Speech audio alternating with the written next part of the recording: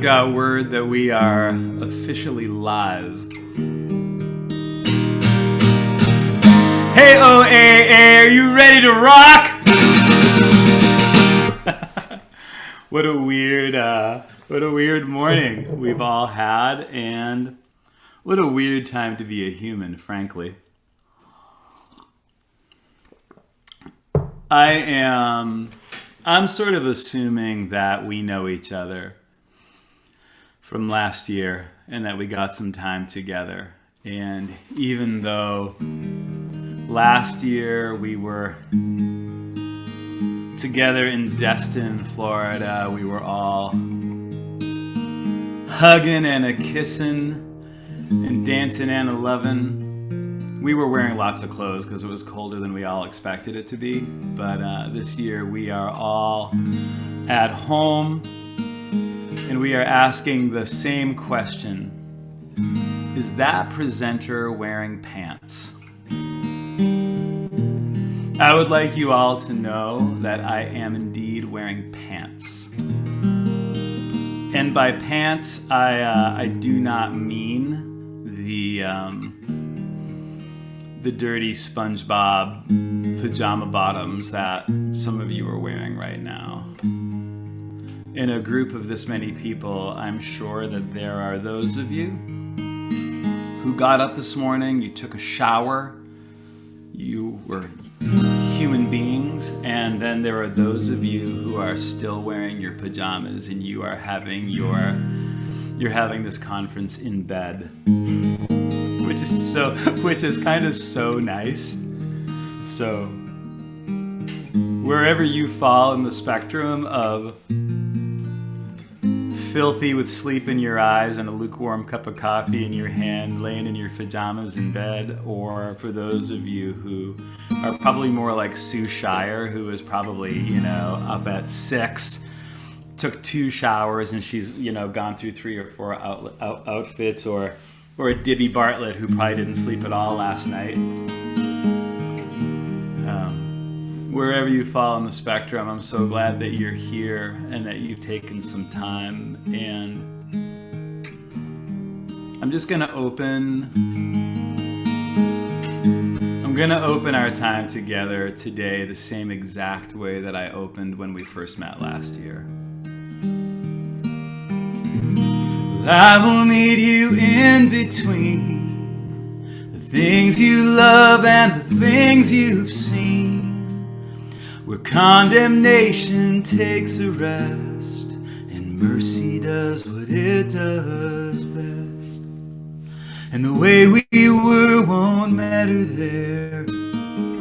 We will fail to see the counterfeits we really were instead of who we were to be.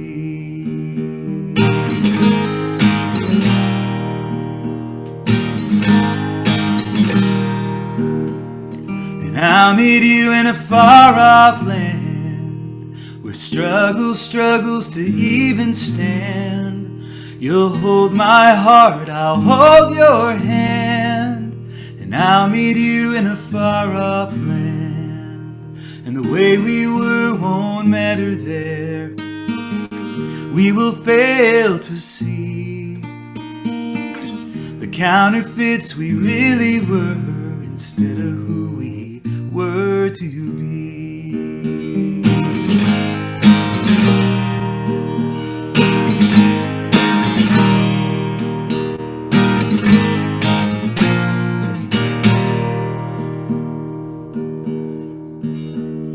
And I'll meet you at the end of the road for the part of the story that remains untold, where angels sing and love unfolds. And I'll meet you at the end of the road, and the way we were won't matter there. We will fail to see the counterfeits we really were instead of who we were to be. 'Cause you'll be you and I'll be me.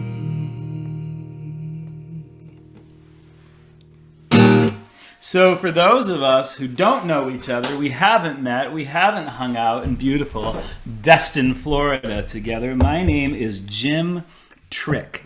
Trick is my actual last name. Middle school was horrible. I am feeling much, much, much better. And thank you for the virtual claps that I'm getting. Thank you for giving me the clap. Wait a minute. No, that's not what I meant. I meant something else. Thanks for your applause. For those of you who don't know, I'm a performing songwriter, speaker, and executive life coach. I live about 40 minutes north of Boston. And a cornerstone of my story is that this used to be me. That's me at 430 pounds. That's me when I was trapped in a body and a life that I didn't think that there was any escape from. And so I'm here today, 200 pounds lighter, wearing size 36 skinny jeans, to tell you that I'm the result of what happens when you invest in yourself. And I don't say that to say that my life is perfect, because nobody's life is perfect, right? We always have things that we're working on.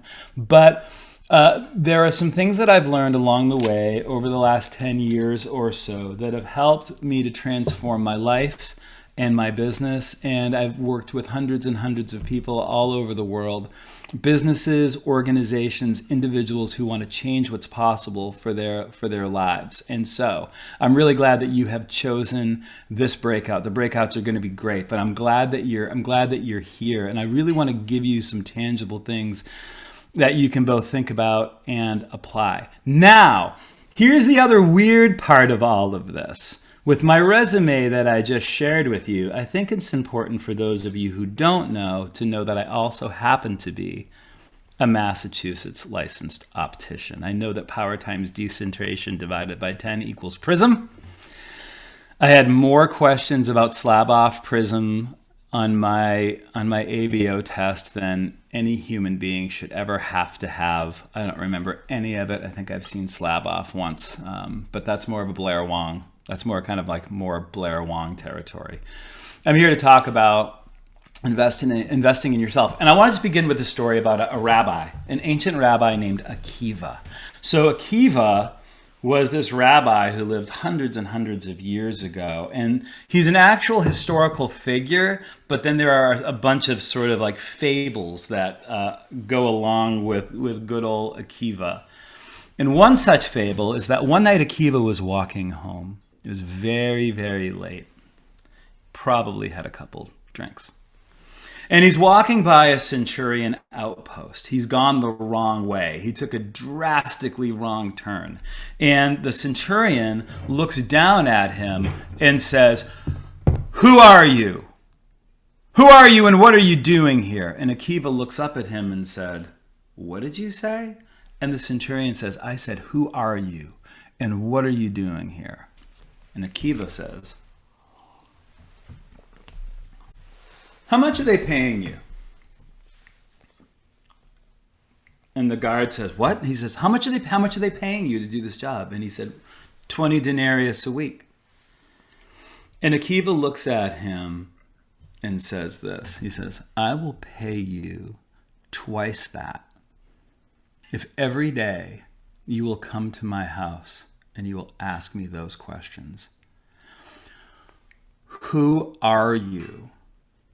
And what are you doing here?"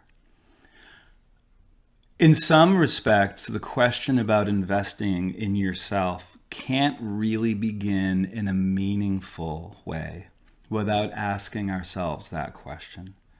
Who am I? And what am I doing here? When I think about my mission statement, I echo a mission statement from one of the greatest to ever exist. And the quote is, "Behold, I've come to bind up the brokenhearted and set the captives free." And that's my heart for us today. And at some point during this, I might seem a little preachy. And I'm not sorry. And I might seem a little pushy. And I'm not sorry.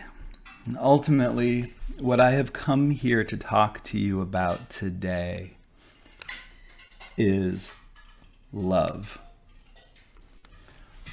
This is a work conference. I'm trying to get continuing ed credits. I'm trying to build my business. I'm trying to figure out how to keep the doors of my business open right now, given the year that we've had. And you have come to me this morning to sing me songs and talk about love?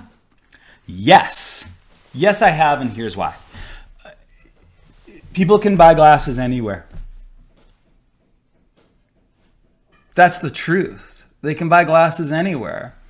And in a time and place, culturally and historically, where people can buy glasses anywhere, we're not selling glasses anymore. And so, if at the word love you begin to roll your eyes, then this breakout session isn't for you. Except that it's probably more for you than anybody else. If the notion of talking about love and stringing that to your business doesn't make any sense, I hope that in a little while it will. Because at the end of the day, we're not selling glasses anymore. What we're selling, and that's a weird way to put it, our transactions are based on relationship.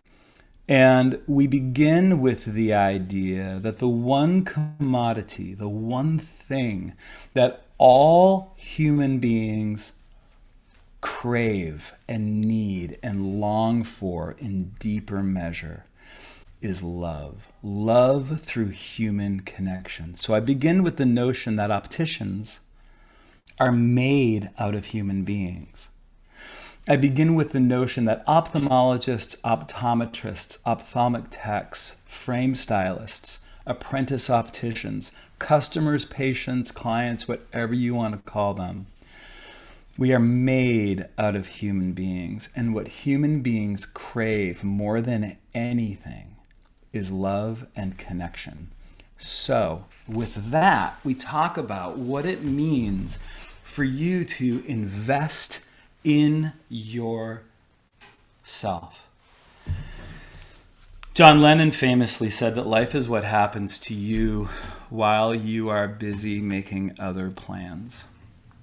And we all get into that cycle of overwhelm. The great Tony Robbins talks about how many of us spend a lot of time, quote unquote, shoulding all over ourselves, the things we should do. I should do this, I should do that.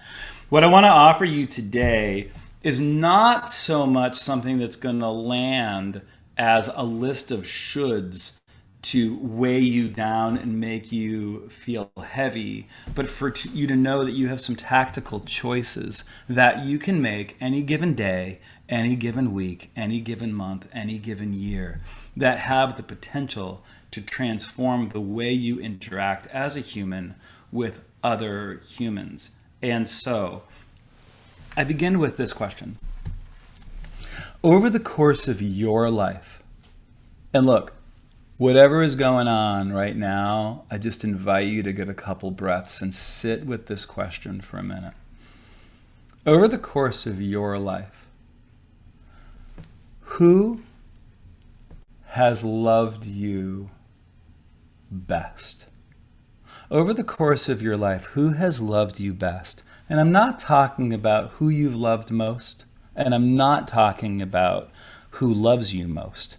I'm talking about over the course of your life, who has loved you best? Sit with that question for just a minute.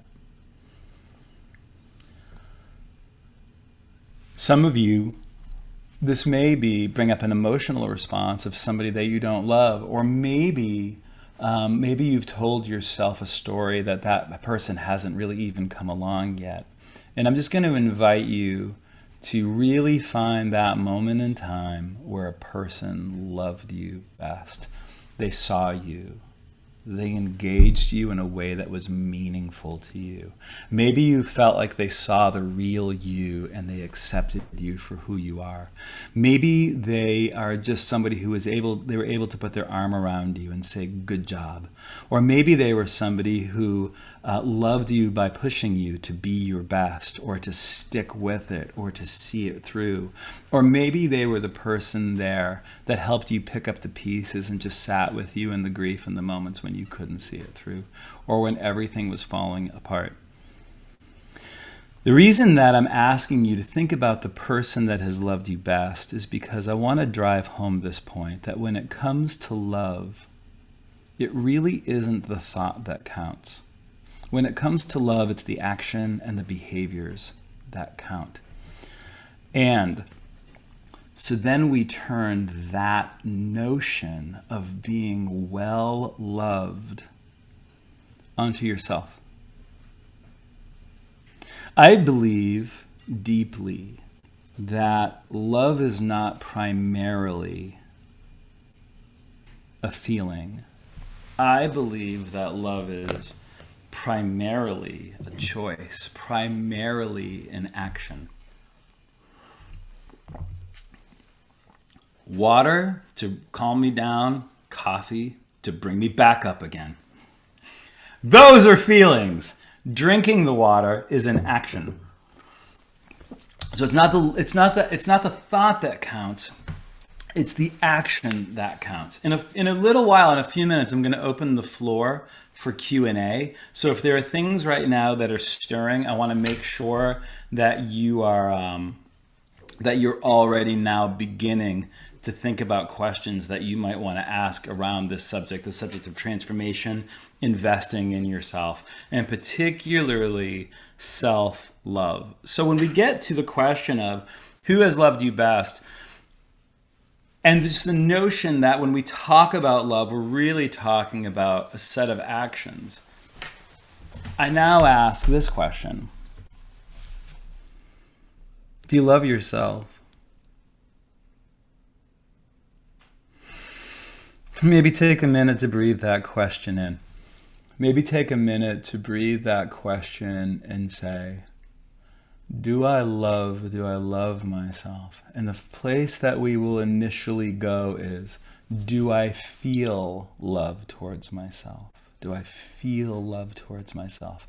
When I look in the mirror, what does my inner voice say? When I think about my current life situation and my circumstances, what does that inner voice say? How does my gut react to the notion of self and how I feel about myself? And what I would offer you today is that I think for a lot of us, that's work. That's work if we're really going to be honest. We might, and look, here's the thing. I can honestly say, I simultaneously love myself, and I also question certain things, and there are things that I'm trying to improve, and there are things that I totally love about myself, but I might not necessarily like right now. And there are also parts of myself that I might not totally love right now. So, as I've said, if we begin to think about love not so much as a feeling, but as an action, where I want our pivot point to be is to recognize that if love is a verb, if love is a set of actions, if when it comes to love, it's not actually the thought that counts. Look, we are all old enough and experienced enough to have been in relationships with people who claim to love us with their mouths. They claim to love us. I love you so much, I love you so much, I love you so much. But something leaves us empty because their actions don't align with what they say, they feel. And that can be really frustrating, right? That can be the thing that ends relationships. But what about the relationship we have with ourselves? If the voice is if the inner voice is, I don't know if I really love you, or if you think to yourself, oh, I do love myself, but then the actions don't align with it. And so I want to talk about just some core things. The big idea that I want to sell you on during this breakout is that love is at the heart of what we need. And it begins with self-love rooted in consistent actions. I believe that success is making and keeping commitments. And so I want to talk about what it would look like for you as it relates to investing in yourself. If that was born out of self-love, And here it is. For you and I to be engaging in actual actions, actual activities that are loving to ourselves, that are kind to ourselves, that are good for ourselves. And if you can imagine what it would be like for you to engage with your partner, engage with your family, engage with your boss, engage with your customers, engage with your team. What would it be like if when you walked into the office on Monday morning, if you did so as a person who was radically engaging in acts of self-love? Can you imagine what that would be like? Can you imagine how that would transform the interactions that you have with your customers? If you were able to say to yourself, I spent this weekend just doing a handful of things that just were so kind to myself and so good for myself, how that might fuel you to be good and kind and gentle and powerful and true and connected with the people that you're around to connect with. These are dots that when connected, these are the superpowers. These are the superpowers. And as you begin to engage loving behavior towards yourself, actual actions, those actions have the potential to just wildly transform your interactions with everybody, and it frees other people as well. Okay, so what do I mean when I say actual action? Do I mean sending yourself flowers? Maybe. Do I mean writing yourself a poem, sending yourself a box of chocolate? Maybe. If you were to connect with yourself as an individual, and imagine that you are in fact, let's do this together. Just take a minute. This is going to seem so woo-woo for some of you, and for the people who are willing to do this, I'm so grateful. And for the people who are watching this who think I'm out of my mind, you're probably right. So I'm just going to have us just take a minute wherever you are right now, and just gently close your eyes and just get a couple of breaths. Just get a couple of breaths and, allow yourself to focus on your breath. Maybe on the inhale, you think the word inhale.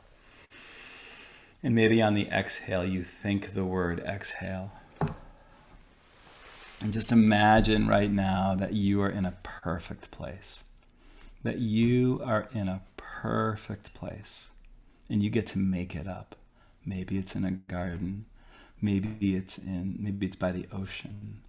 Maybe it's in a garden near an ocean. You get to do whatever you want here. And for you to imagine that you are in that perfect place with yourself. And for you to look at yourself in this perfect place. And maybe that's the perfected version of you. Maybe you are in that garden with the version of you that you long to be. Maybe that person is a little more fit. Maybe that person is a little more grounded. Maybe the perfect version of me still has a beautiful head of hair instead of the permanent yarmulke that I'm currently rocking. And for you to spend time asking that version of yourself, what do you need? What do you need in any given day or week that you're not currently getting? Just take a minute there and ask that version of you that question.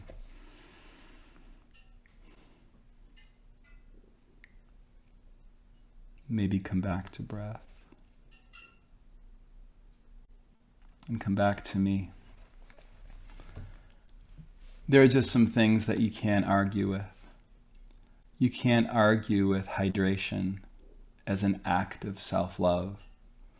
You can't argue with getting enough rest as an act of self-love. You can't argue with eating nutritious food that's really good for you as an act of self-love. the notion that there are passionate pursuits, things that you would love to do that maybe are taking a back seat because of the kids, because of the job, because of the responsibilities. Because maybe it's a little bit easier to scroll Instagram incessantly than it is for you to get your yoga mat out and get it. And what I'm talking about is actually drawing a line in the sand and saying that the truth is, the more loving I am with myself, the kinder I am with myself in my actions, making sure that my body is rested and hydrated, making sure that I'm engaging the passionate pursuits. Maybe a wall has come up between you and your partner, and maybe it's time, maybe the act of self-love winds up being an act of love for your partner.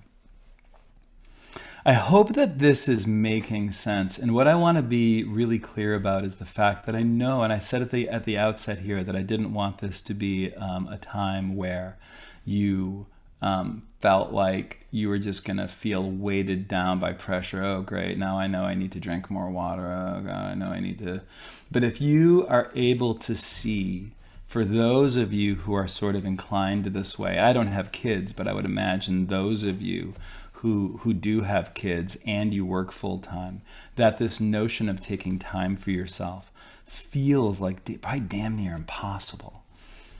But then for you to flip that switch and that awareness to a place that says, what would my relationship with my kids, how would my relationship with my kids or my lover be different if I was really taking the time to say, Dad needs this time, Mom needs this time, I need this time, I need to be able to do these things.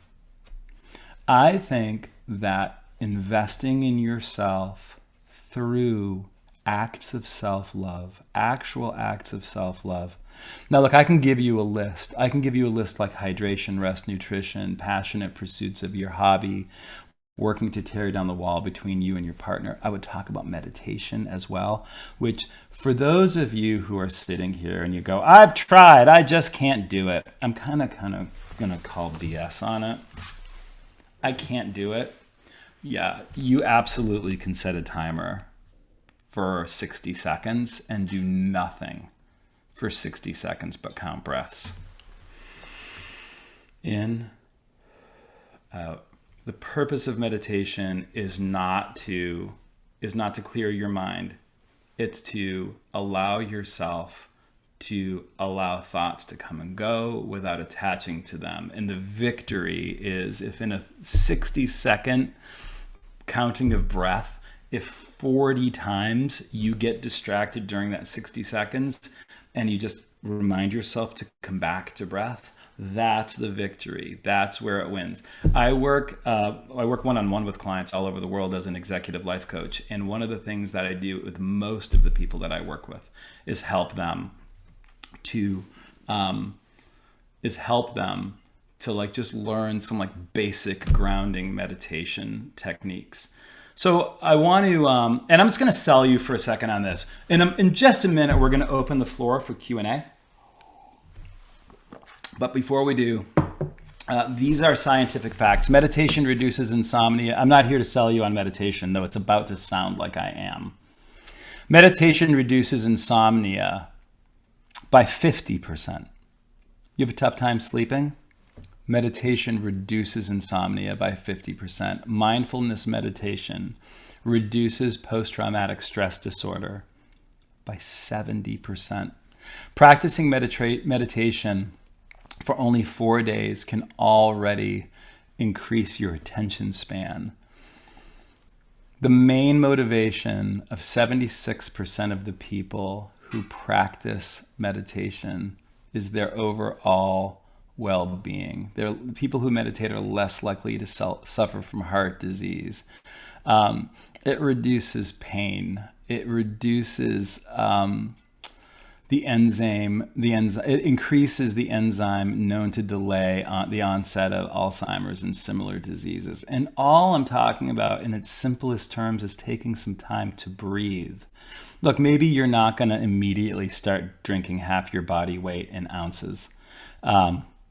maybe you are not going to, maybe you're not going to start like working out every day, but maybe an act of investing in yourself is literally sitting for just a few minutes quietly, getting some breath. What do you want to talk about? What questions do you have? I think I'm going to do, I think as questions, as you start to come with questions, and they can be about a lot of different things. We can talk about what I've talked about. We can talk about, if you want to talk about how these things apply more specifically to our work as opticians, we can talk about it.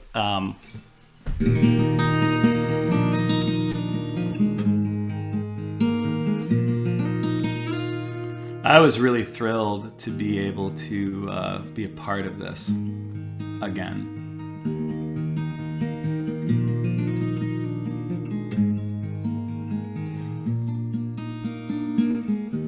And if you do have questions, they can be about weight loss, mindset, personal growth, transformation.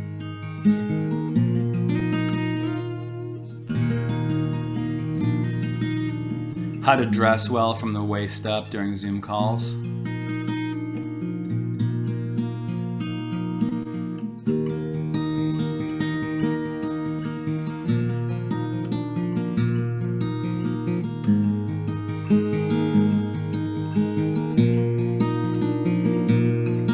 There are two kinds of love, the kind you want and the kind you get.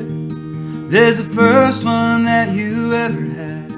It's the one you can't forget, but you can't go there.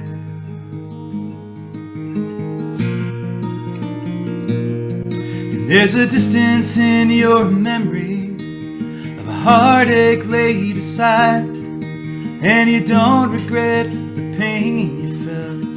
You are not sure why, but you can't leave there.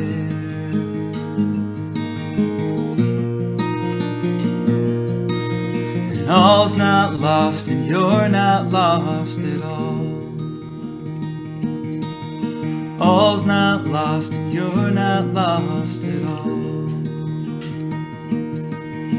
All's not lost, and you're not lost at all.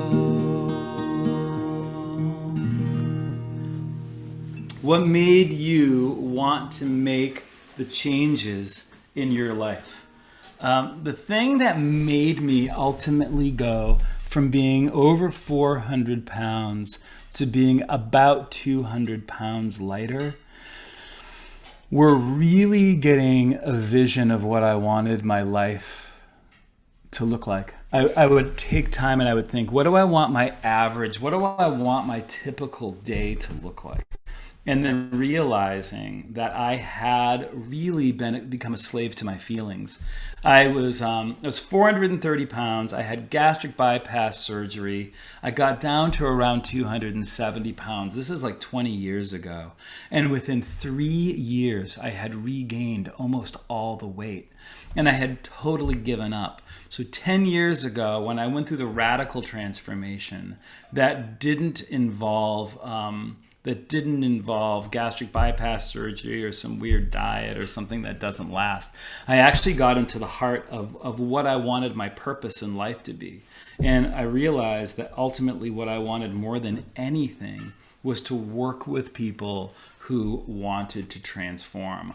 But I knew that I wouldn't be able to work with people who wanted to transform unless I was willing to do that same work to transform my own life and my own body. And so the motivation for my own transformation was the potential of getting to work with other people on their stuff. And that is like such a game changer. It's such a game changer. And finding your motivation, a lot of the reasons that a lot of us don't change is it's like, if any of you have ever quit smoking and the so-called well-meaning person in your life goes, "You're going to get cancer. Don't you want to dance at your kid's wedding?" And you're like, I don't really care about those two things. Those are not my motivation. And now I feel crappier about myself. And so I'm going to smoke more. It's about finding, so my motivation was really about figuring out what I wanted my days to look like. I hope that helps. What's an executive life coach, and how did you get into doing that? So I'm a life coach and I coach executives. So I put those two things together. And so when I was 400 pounds, I ran into a friend who I hadn't talked to in a long time, and he was like, "Hey, I'm getting involved." He was a therapist, and he's like, "I'm going to start switching from therapy to I'm learning this thing called coactive coaching." And he said, "I think you'd be great at it, and I think you would love it." And it's like these things kind of all happened as a perfect storm at the same time. So I went and I got trained in a thing called coactive coaching, and then I got certified through the International Coaching Federation. Because I had an audience as a musician, I was able to build that practice pretty quickly. And now, as I said, I work with clients all over the world. Not to use this as a commercial, but if any of you are interested in doing one-on-one coaching with me, if there's something that you want to work on, either that will impact work, life, or both, businesses, bodies, relationships, all those things, jimtrick.com is where you go to find me. And it's changed my life. If I could never sing another note in my life, I would love coaching. The t-shirt, somebody wants to know, I just want to know, what does your t-shirt say? My t-shirt says Violet, and it's a band called The Violet Burning, which is really just the work of a guy named Michael Pritzl. Michael Pritzl actually produced my last album, which is called Further from the Tree. And if you're super bored, you can go on Spotify and you can listen to Further from the Tree. I just want to know, what did you say? How to show love to a person who is not happy and not so nice. Yeah, how do we love people? How do we love people that are difficult to love? I would say this.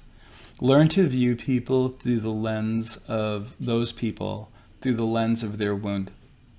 If you can imagine that nasty person in your presence, if you can look beyond the surface of their nastiness and imagine them as a child that's hurting, and for you to approach them from a place of generosity. Like this, I'm not talking about being codependent, and I'm not talking about putting yourself in harm's way. But if we can begin to recognize that there's one thing we all have in common. We are all healing a wound. I think it was either Thoreau or Emerson said that everybody is fighting a battle of which you know nothing. Look through the nastiness and make up a story about where that nastiness might come from. Where was that person's heart broken? And what does that person need to heal and restore? And be the person who offers that. It sounds like such a cliche now, but Gandhi said, be the change you want to see in the world. How could you change your mindset while maintaining your anxiety and depression? I have severe depression and anxiety and have had a hard time getting out of my own head. I totally get it. And I work with people who have treatment-resistant anxiety and depression, and those things are extraordinarily serious. I wouldn't want to address that question without saying that EMDR is an amazing program, is an amazing modality for PTSD, if that is the source of your anxiety and depression, which I think a lot of times is undiagnosed PTSD, and EMDR is something to look at. I think more than anything, what I would say regarding your anxiety and depression is for you to be extraordinarily kind to yourself. And one of the things that I do, and we're going to run out of time, but this is important. One of the things that I do if I'm having a panic attack, because I have generalized anxiety disorder as well, that I have pretty much under control, but it comes in waves. And so what I will often do if I'm feeling really anxious is I'll get quiet. I'll put my hand over my heart. I'll get a couple breaths. And I'll just say to the anxiety, I'll just say, I know you're here, and I just want you to know that I'm willing to be here with you for as long as it takes. For as long as it takes. And so I guess the answer to your question is changing mindset while dealing with anxiety and depression is to not treat the anxiety and depression as something that has to be numbed or banished. To allow those feelings to be present, to get quiet with them, to let you know that you don't judge them. This sounds very woo-woo. It works for me. It might not work for you. But to really get that quiet, to breathe open space around the anxiety and around the depression, so that those feelings are able to kind of go.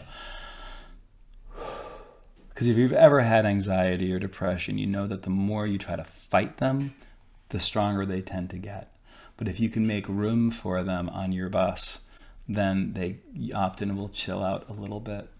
How do I get to believe in myself more? I love people. I love helping. I need to learn to believe in me more. So what I would say is the investing in yourself, the actual taking time, maybe even this week, for you to find that thing that your heart, your body, your soul, your mind needs and is craving, to begin to offer yourself those things in a really loving, deliberate, committed way.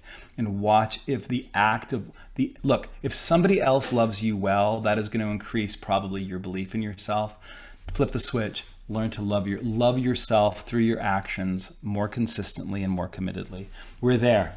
We've done this workshop. You guys have been great questions. Thanks to Sandy. Thanks to Sandy who's helping out behind the scenes, and for Jesse and all of your stuff. Amazing job. And now I'm going to hand off to Sandy. Sandy, thanks for everything. Thank you guys so much. JimTrick.com. Friend me on all the social medias, Facebook, Instagram, blah, blah, blah, blah, blah. You can find me there. Big love.